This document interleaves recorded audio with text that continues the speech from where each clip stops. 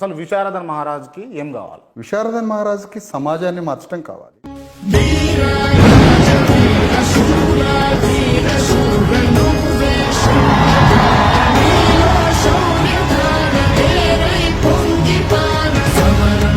సమాజాన్ని మార్చడానికి భారత రాజ్యాంగ ఆయుధాలతో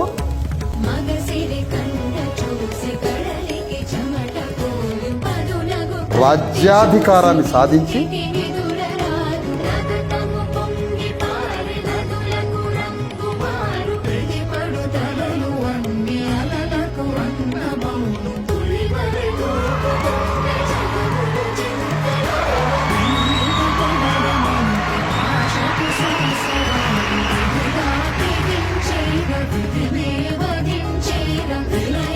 రాజ్యాధికారం అనే ఆయుధంతో సమాజాన్ని ట్రాన్స్ఫార్మ్, సమాజాన్ని మార్చడమే విశారదన్.